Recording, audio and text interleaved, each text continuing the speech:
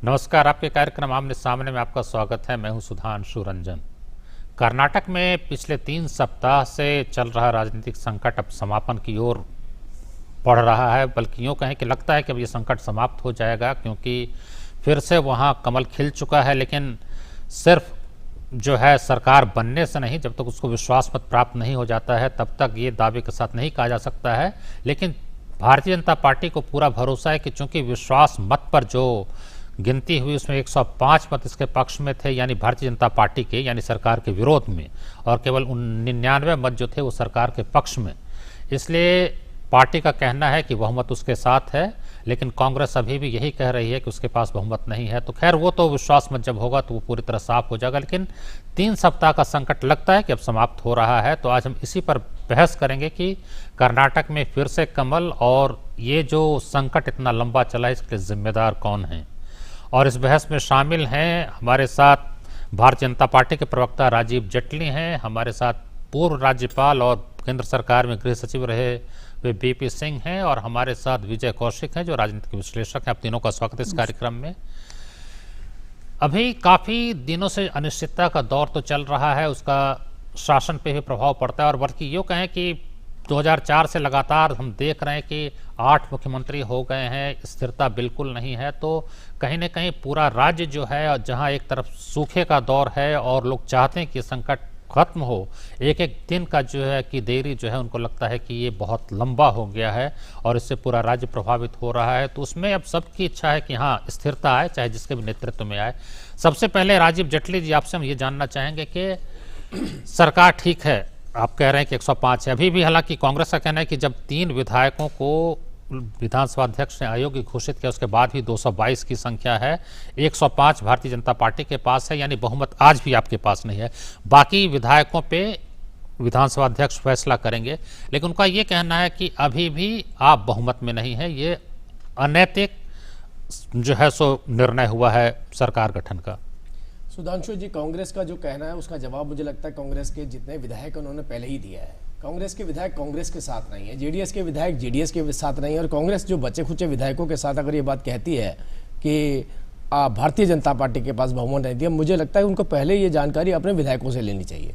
अपने विधायकों को संभाल नहीं पाए, अपने मुख्यमंत्री जो तथाकथित जो पूर्व मुख्यमंत्री थे उनको संभाल नहीं पाए। सीतारामैया साहब मुख्यमंत्री बनना चाहते थे, कांग्रेस ने अलायंस करा, अलायंस का विरोध किसने किया? भारतीय जनता पार्टी ने किया? नहीं, वो भी सीतारामैया साहब ने किया। अभी इतने मुश्किल हालातों के अंदर भी जो ये चर्चा करते हैं बार बार कि हाँ हम अपना मुख्यमंत्री बनाना चाहते थे, सरकार फॉर्म करना चाहते थे, उस दौरान भी आप देखिए सोशल मीडिया के ऊपर डी शिव कुमार और सीतारामैया जी में लड़ाई चल रही थी मुख्यमंत्री बनने के लिए। विधायक नहीं थे उनके पास, विधायक मुंबई में बैठे थे, विधायक चाहते नहीं थे कि सरकार आगे चले, लेकिन दोनों की लड़ाई किस बात पे चल रही थी कि मुख्यमंत्री कौन बनेगा।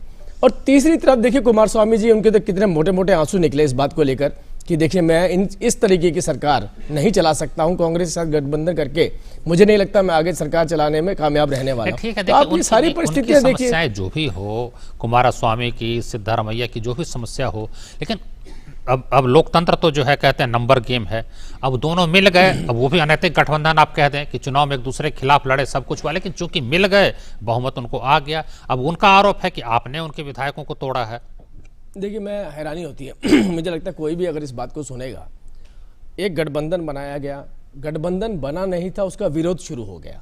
विरोध किसने किया? भारतीय जनता पार्टी ने नहीं किया, मैं फिर से बोलूँगा सीतारामैया साहब ने किया। उन्होंने कहा मुझे ये अलायंस नहीं चाहिए।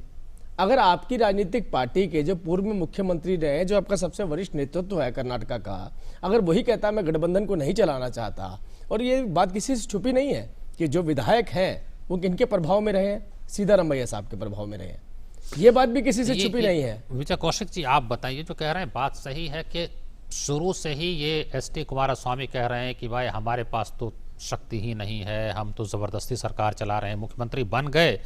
एक माना गया कि अनैतिक गठबंधन शुरू में ही बना, सिर्फ भारतीय जनता पार्टी को बाहर रखना है।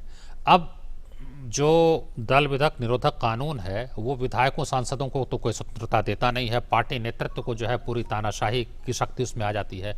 सोनिया गांधी ने फोन कर दिया कि हम चलो जेडीएस सरकार बना ली, जिसके पास सबसे कम संख्या है। ये बड़ी अजीब बात है कि जिसके पास सबसे कम विधायक है वो नेतृत्व करे सरकार का, और सिर्फ इस आधार पे कि भाजपा एक विधायक से आपने बात नहीं की।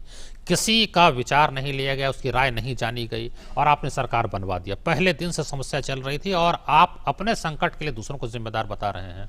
रंजन जी, लोकतंत्र की रक्षा के लिए कई बार पार्टियों को इस तरह के निर्णय लेने पड़ते हैं और कांग्रेस ने जो निर्णय लिया वो परिस्थितिवश लिया। लेकिन भाजपा कर क्या रही है? भाजपा जगह जगह कमल खिलाने के चक्कर में पूरे देश की राजनीति को कीचड़ में तब्दील करती जा रही है। आप देखिए, जब आप भी तो कमल रोकने के लिए आपने अनैतिक गठबंधन किया ना। अनैतिक कोई गठबंधन नहीं था। कर्नाटक में कमल न खिले। आप मुझे एक चीज बताइए कि भी कांग्रेस ने अगर जेडीएस को सरकार बनाने के लिए उसका समर्थन किया तो इसमें अनैतिक क्या है? हमने सत्ता की चाहनी रखी, लेकिन हमने उन शक्तियों को रोकना चाहा। आप देखिए येदियुरप्पा जी जो कि मुख्यमंत्री अब कर्नाटक के, उन्हें बहुमत साबित भी करना है, तो उन्हें पहले क्यों इस्तीफा देना पड़ा था मुख्यमंत्री पद से? क्योंकि वो घोटालों के आरोप से घिरे हुए थे। आज ऐसे ही व्यक्ति को दोबारा से जो है भाजपा मुख्यमंत्री पद से जो पिछली बार 3 दिन की सरकार गिरी थी, उस सुप्रीम कोर्ट के निर्देश के बाद, जब सुप्रीम कोर्ट ने कहा 1 दिन में बहुमत में, हम उस मुद्दे पे बात में आएंगे कि वो सुप्रीम कोर्ट का निर्देश जो था वो कितना उचित था, नहीं था, और न्यायिक सक्रियता किस हद तक होनी चाहिए, एक अलग मुद्दा इनकी है। असलियत इस बात से जाहिर होती है कि जब माननीय प्रधानमंत्री जी चुनाव के दौरान पश्चिम बंगाल गए थे तो उन्होंने कहा था कि तृणमूल कांग्रेस के 40 विधायक उनके संपर्क में हैं। तो ये लोग तो खरीद फरोख्त की जो राजनीति कर रहे हैं वो कर्नाटक में दिखाई दे रही है। पूरा देश इस बात को जानता है। प्रमाण है, देखिए आरोप तो आप कुछ भी लगा दें, खरीद फरोख्त हो रही है। अब अभी ओथ लेने के पहले जो है इन्होंने ट्वीट कर दिया, आपकी जो है प्रदेश कांग्रेस ने कह दिया कि corruption icon BSY adept in horse trading subverting democracy, ये ट्वीट है। आप उन विधायकों के ठहरने का, आने जाने का, हर तरह का खर्चा कौन उठा रहा है? पूरा देश देख रहा है। और अभी मैं एक चीज बता रहा हूं, अभी एक बहुत बड़ा सवाल है। सबसे बड़ा सवाल यह है कि इनको अपना बहुमत साबित करना है।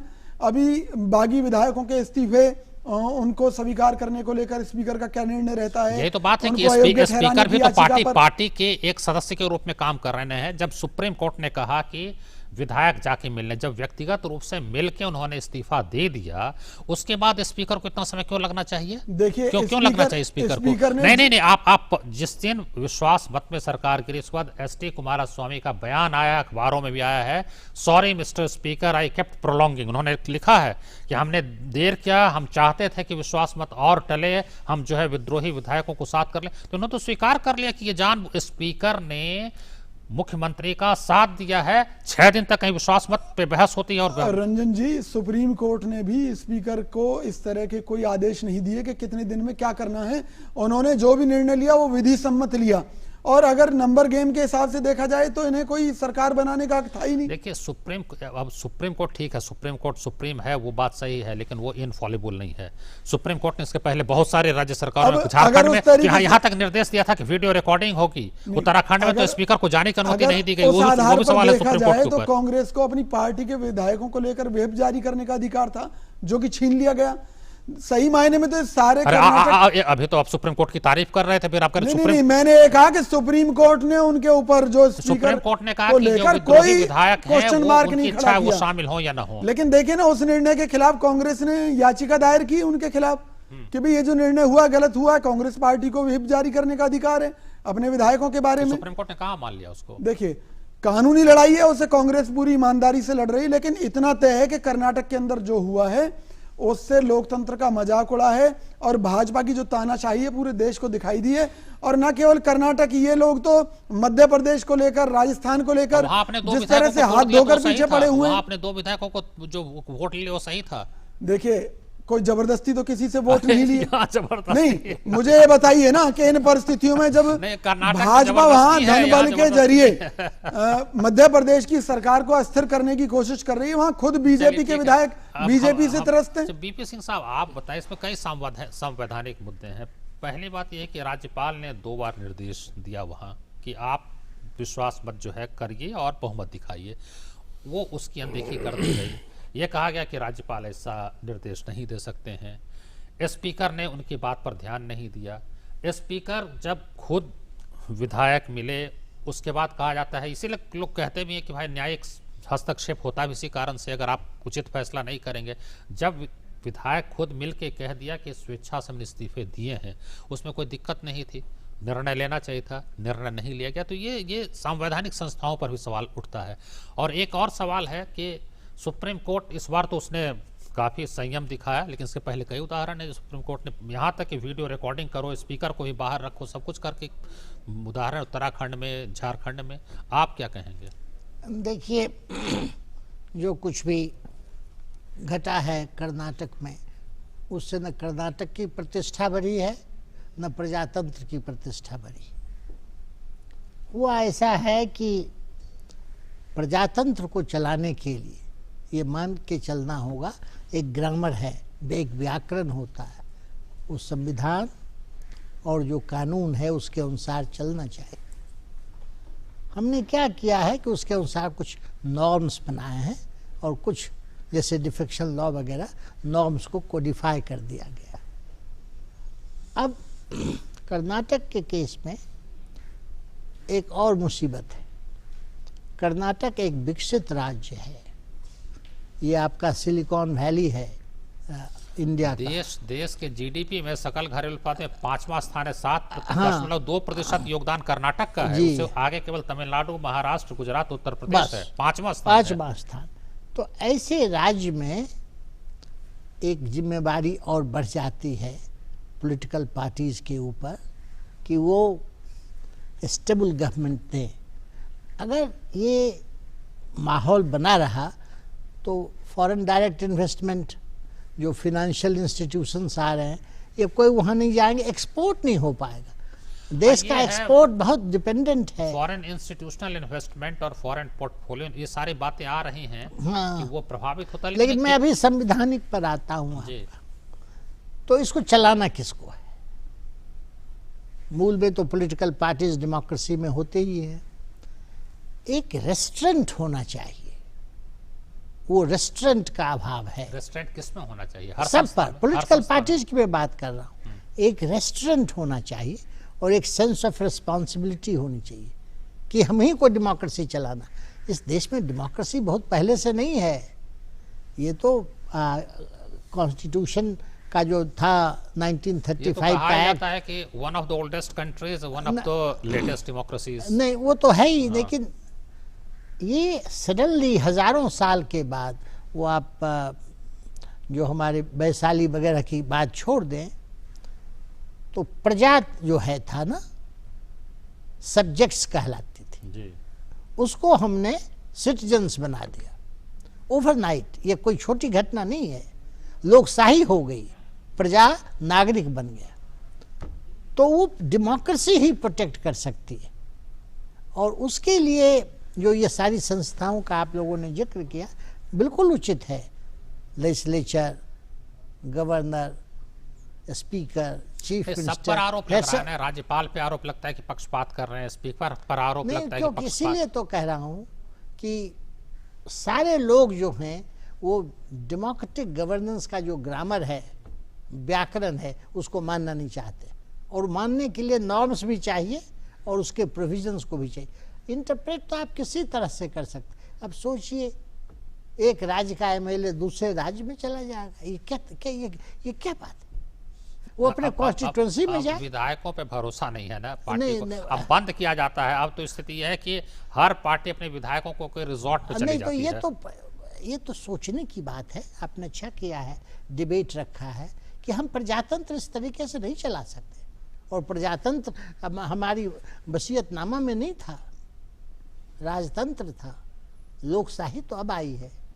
तो लोकशाही को हम ये राज्यपाल के निर्देशों को न मानना और स्पीकर द्वारा इतनी देर तक निर्णय न लेना, इस पे आप क्या कहेंगे? इस पे मैं आपका सब देखिए, स्पीकर को तो चलाना है, उसको फेस करना है, प्रॉब्लम फेस करना।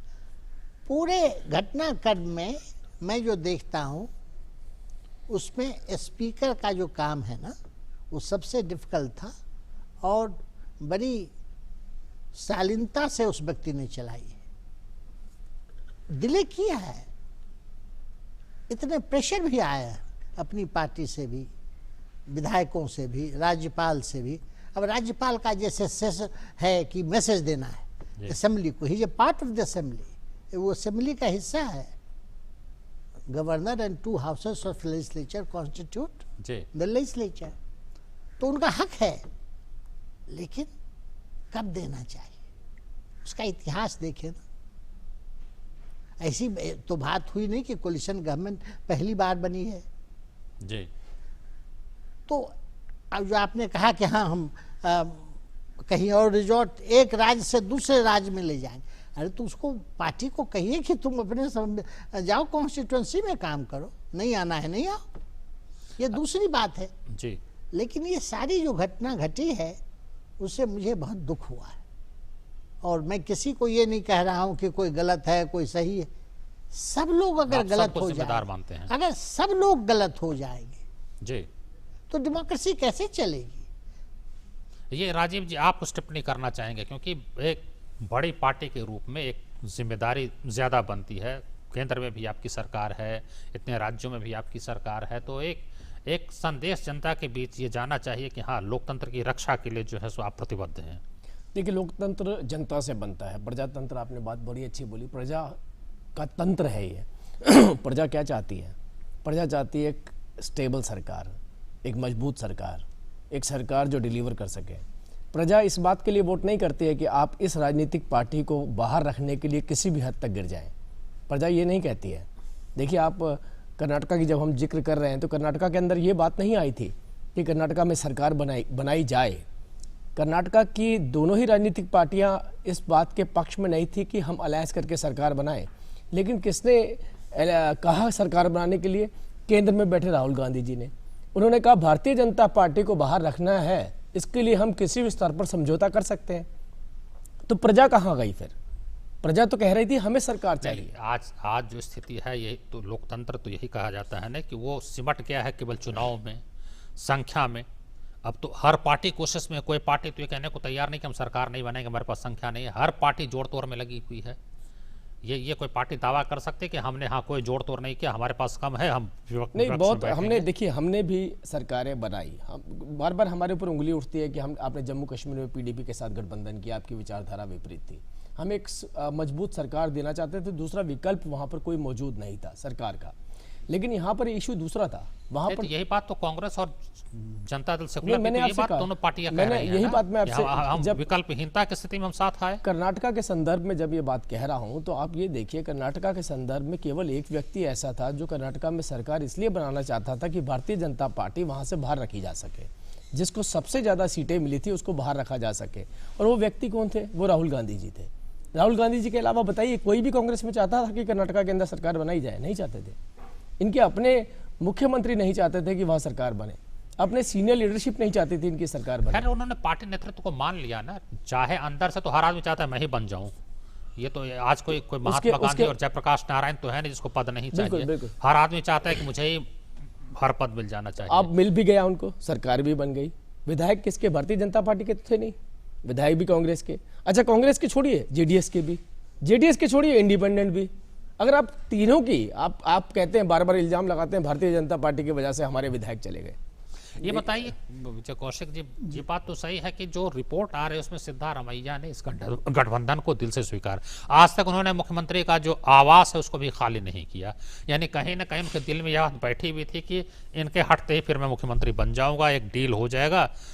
अभी विद्रोह में ये बात चली थी कि ठीक है मुख्यमंत्री को हटा दिया जाता है, ये सारी बातें आई थी।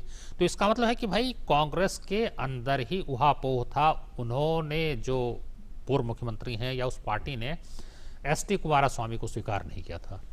रंजन जी, आप इस परिस्थिति को भी देखिए, और एक परिस्थिति और बताना चाहता हूं कि भाजपा क्या नारा देती है कि कांग्रेस मुक्त भारत, यानी कि कांग्रेस को राज्यों से हटाने के लिए ये लोग किसी भी हद तक जा सकते हैं। कर्नाटक तक सीमित देखिए, मैं कर्नाटक की बात कर रहा हूं जी। कर्नाटक में इन्हीं परिस्थितियों का तो उन्होंने फायदा उठाया। इन्हीं परिस्थितियों को देखते हुए उन्होंने विधायकों को प्रलोभन दिए, और ये जो जिस तरह की परिस्थिति इन्होंने खड़ी की, देखिए महत्वाकांक्षाएं किस पार्टी में किस नेता की नहीं है, कांग्रेस के नेताओं की भी थी, सिद्धारमैया जी की भी थी, लेकिन वहां परिस्थितियां ऐसी बनी कि कुमारस्वामी जी मुख्यमंत्री बने। लेकिन इन परिस्थितियों का फायदा उठाने में भाजपा सबसे आगे रही, और हमारे विधायकों को प्रलोभन देके वहां पर सरकार गिराने का काम अगर किसी ने किया है, लेकिन अगर आपके तो भाजपा ने टूट गए तो आप क्या 6 दिन तक आप जो है टालते जाएंगे? आप ये देखिए, आप ये देखिए गोवा में क्या हुआ और जगह क्या हो रहा है, मध्य प्रदेश में। अगर आपकी बात थोड़ी देर के लिए मान भी लें तो आपका जो है आचरण नैतिक कैसे माना जाएगा? देखिए, स्पीकर ने जो निर्णय लिया वो परिस्थितिवश लिया, और परिस्थिति के अनुसार जो उन्हें सही लगा उसके ऊपर तो कोई उंगली उठा ही नहीं रहा है। दूसरी बात यह है कि सबसे बड़ी बात जो कर्नाटक नहीं, जब विधायक मिलके कह देते हैं कि हमने स्वेच्छा से त्याग पत्र दिया तो स्वीकार करने में परेशानी क्या है? नहीं, उन्होंने कहा कि वो व्यक्तिगत रूप से, जैसे कि जो नियम है गए थे मुताबिक ही उन्होंने कहा कि व्यक्तिगत रूप से वो प्रस्तुत हो। गए और गए उसके बाद भी कहाँ निर्णय लिया गया? नहीं, बिल्कुल उन्होंने कहा था कि सदन में विधायकों ने उनसे मुलाकात की, व्यक्तिगत रूप से मिलकर त्याग पत्र दिया, कहा हमने किसी दबाव में नहीं दिया है, तब फिर क्या अध्यक्ष को आपत्ति थी? देखिए, अध्यक्ष जी ने जो भी निर्णय लिए हैं वो विधि सम्मत लिए हैं और उनके ऊपर उंगली उठा नहीं सकते हम व्यक्तिगत रूप से, ठीक है। लेकिन यहाँ पर स्पीकर के ऊपर बहुत बड़ी जिम्मेवारी थी कि सबसे बड़ी जिम्मेवारी ये थी कि जिन विधायकों को प्रलोभन देकर उनका मन बदला जा रहा है कि उन्हें एक टाइम मिले कि भी कहीं ना कहीं वो अपना मन जो है स्थिर रख सकें, सच्चाई की तरफ, ईमानदारी की तरफ वो लोग टिके रह सकें। और दूसरी तरफ और कई निर्णय अभी होने हैं जिनमें बागी विधायकों को लेकर फैसला होना है, उनकी योग्यता से संबंधित याचिका पर भी फैसला होना है, तो अभी कई मुद्दे भी बाकी हैं। यही तो बात है ना, समय से फैसला नहीं होगा, फिर मामला न्यायपालिका में जाएगा, फिर कहा जाए कि न्यायिक सक्रियता बढ़ गई है। येदियुरप्पा जी बेशक खुश हो रहे हो सीएम बनकर, लेकिन मैं एक बात दावे के साथ कहता हूं, अभी उनके सामने बहुत बड़ा सवाल है कि भी वो बहुमत कैसे साबित करते हैं। अभी बहुत सारे पेच हैं, कानूनी पेच हैं। और संक्षेप में जवाब दीजिए, फिर वीपी सिंह साहब की बात सुनेंगे। अभी भी मान रहे हैं कि आपकी सरकार के पास बहुमत नहीं है, यही? देखिए, मैं एक बात, थोड़ा सा प्रलोभन की बात आई थी, अपने सभी मंत्रियों का इस्तीफा दिलवा दिया गया, इसलिए कि अब यह प्रलोभन दिया जा सके कि हम आपको मंत्री बनाएंगे। जब आपके विधायक आपके मंत्री पद से भी आकर्षित नहीं हो रहे, तो इससे आप समझ सकते हैं कि उनकी अकाउंटेबिलिटी जनता के प्रति, और वो चाहते हैं कि जनता के जो बात बोल के हम चुनाव जीत के आए थे, अगली बार हम जाके क्या कहेंगे। हम तो जेडीएस के खिलाफ लड़े थे, ठीक है, आप भारतीय जनता पार्टी के भी खिलाफ लड़े थे, लेकिन बिल्कुल विपरीत विचारधारा किस किस की थी? जेडीएस और कांग्रेस की थी। तो आज अगर ये वो दोनों आपके भी खिलाफ थे। रंजन जी, मैंने आपसे कहा भारतीय जनता पार्टी के भी खिलाफ थे, हाँ। लेकिन जेडीएस की विचारधारा और कांग्रेस की विचारधारा, दोनों की विचारधारा बिल्कुल विपरीत। सीताराम महेश साहब तो एक्स जेडीएस है, उन्हें तो ज्यादा बेहतर तरीके से पता है कि हमारे को किस तरीके के हमारे कटु रिलेशन है आपस में। लेकिन मुझे तो लगता है, लेकिन एक शॉर्ट में आपने भी सरकार बनाई, ऐसा नहीं है। देखिए, आपने भी जो है बनाया। अब ये अलग बात है, कुमारस्वामी पलट गए 6 महीने के बाद, जब आपको सत्ता देनी थी तो उस समय वो पलट गए, तो सरकार तो आपकी उनके साथ। कुमारस्वामी साहब को शायद थोड़ा इतिहास में जाके अगर वो देखते तो कांग्रेस के साथ अलायंस ना करते। उनके पिताजी को तो धोखा दिया था कांग्रेस ने, ये एचडी देवगौड़ा जी को। अभी वो इतिहास में जाते तो शायद उनको कोई स्थायी दुश्मन या दोस्त नहीं होता है, स्थायी नहीं होता। लेकिन आप देखिए ना, आप देखिए, आपकी भी कल दोस्ती हो जा सकती है। एक साल के अंदर कांग्रेस ने अपना दूसरा रूप दिखा दिया। ऐसा ये रूप कोई पहली बार तो दिखाया नहीं है। इन्होंने कभी भी बताई कोई सरकार स्थिर तौर पे राज्यों के अंदर गठबंधन चलाकर उसको कंटिन्यू करा हो, आज तक नहीं कर पाए। धोखा दिया, लेकिन भाजपा को बाहर रखने के लिए तो देवेगौड़ा जी को सब पार्टियों ने नेता माना था, ये भी तो है। उस समय भी आपकी पार्टी सबसे बड़ी पार्टी थी, अटल जी को शपथ दिला दी गई थी, 13 दिन की सरकार गिर गई। भाजपा को बाहर रखना है, इसलिए यूनाइटेड फ्रंट बनाया गया, तो रखना चाहिए, चुनाव के बाद हुआ था। वीपी सिंह साहब, अब चूंकि समय का, इसलिए संक्षेप में आपकी टिप्पणी चाहेंगे कि अब हर मामला जो है अंत में न्यायपालिका पहुंच जा रही, तो ये भी लोकतंत्र के ऊपर एक सवाल उठता है ना कि अगर बाकी संस्थाएं काम न करे, केवल न्यायपालिका काम करे, तो लोकतंत्र तो उससे सुरक्षित रहेगा। दो बातें समझने की हैं। जब कोई व्यक्ति राज्यपाल बन जाता है तो उसका जो भी बैकग्राउंड रहा हो उसको निष्पक्ष होना। तो ये जो भी व्यक्ति स्पीकर बन जाता है उसके साथ भी यही लागू। लेकिन यहाँ तो स्पीकर का ट्रैक रिकॉर्ड हिंदुस्तान में नहीं, ऐसा है नहीं। उसके ऊपर चिंता करने की बात वो तभी हो सकता है जबकि एक जागरूकता हो। क्योंकि मान लीजिए अगर इस देश में डेमोक्रेसी नहीं रहेगी राज्यों में, तो क्या आपके पास ऑल्टरनेटिव? ये चिंता की बात है। इसको ठीक कौन करेगा? तो केवल ये ठीक हम लोग करेंगे, सेंट्रल गवर्नमेंट को करना चाहिए, निर्णय होना चाहिए कैसे चलाएंगे। इस तरह से तो नहीं चलेगा ना। अगर आपके सारे राज्य बिखर जाए, सारे गवर्नर, सारे स्पीकर गलत आदेश देने लगे, तो आरोप लगने लगे हैं, तो हाई कोर्ट जज और चीफ सुप्रीम कोर्ट जज चलाएंगे देश को। यही हुआ ना पिछली बार, सुप्रीम कोर्ट ने कहा कि एक दिन में बहुमत साबित करो। अब जहां फ्रैक्चर्ड मैंडेट है, किसी पार्टी को स्पष्ट बहुमत नहीं है, तो अगर किसी ने शपथ ली तो आप उसको कुछ समय देंगे ना, बातचीत तो करेगा वो। ये एक रूप है संस्थागत जी। अब एक सुप्रीम कोर्ट के अंदर भी तो टेंशन है। ये कोई टेंशन फ्री नहीं है, नहीं होता है, कहीं नहीं होता। अब समय नहीं है। अब मैं एक कहानी कह के आपको खत्म बिल्कुल, करता हूँ। टाइम एक खत्म। बिल्कुल जी जूलियस नरेरे आए थे यहाँ फर्स्ट गांधी पीस प्राइज के लिए। जी जी मैं उनके साथ था, मैंने ही ऑर्गेनाइज किया था। तो उन्होंने मुझसे कहा कि हम, वो तंजानिया के राष्ट्रपति हाँ थे, पता है। कि एक ज़माना था कि हम लोग को बड़ा डर था कि हिंदुस्तान में प्रजातंत्र नहीं चलता। और साउथ कमीशन के भी थे। हाँ थे जी, वही। जी, हाँ हाँ तो वो रात को किसी प्राइवेट डिनर में गए, लौट के जब आए तो देखा कनॉट प्लेस में लोग जमीन पर जनवरी के महीने में सोए हुए हैं। जी तो उनको और चिंता बढ़ गई कि नहीं चलेगा अगर उसको घर नहीं है, कपड़े नहीं है। तो अगले दिन सुबह में उठे जी और अशोका होटल में ठहरे थे। टैक्सी वाले को कहा कि मुझे कनॉट प्लेस के चारों तरफ घुमा घुमा। के ले आओ। वो घुमा दिया उनको। जी तो देखे कि वो जो लोग सोए हुए थे जी वो उठ के मुंह धो रहे हैं, नहा रहे हैं और हंस रहे हैं। जी जी और वो लौट के आए, तब अच्छा, उन्होंने कहा कि बिल्कुल एक ही समय। लाइन, लास्ट लाइन, एक ही वाक्य कहना है। जी जब लौट के आए तो उसने, उन्होंने कहा कि हाउ मच टू पे, ही सेड कि नहीं, यू आर नरेरे, नो मनी। जी। तब उन्होंने कहा कि जब तक जनता के बीच आस रहेगी तब तक तब तक लोकतंत्र देश का प्रजातंत्र चलेगा। चलिए अब ये जो हो रहा है, जी अब समय कर्नाटका बिल्कुल समय की नहीं है, घटना, इसलिए हम वो आप तीनों का बिल्कुल है। धन्यवाद करके इस चर्चा को यहीं पर समाप्त करना चाहेंगे कि वही बात है, इसी के साथ हम समाप्त करना चाहेंगे कि लोकतंत्र को जीवित रहना है। पार्टियां तो खैर आती हैं जाती हैं, वो पिछले 70 सालों में बहुत सारी पार्टियां आई हैं और ये जिम्मेदारी सभी संस्था की है और हर व्यक्ति की है कि लोकतंत्र जो है वो साफ और सुथरा रहे। केवल चुनाव और सरकार बना है लोकतंत्र नहीं है, लोकतंत्र के बहुत व्यापक मायने होते हैं। आपको बहुत धन्यवाद, आपने ये कार्यक्रम देखा। नमस्कार। यही मैसेज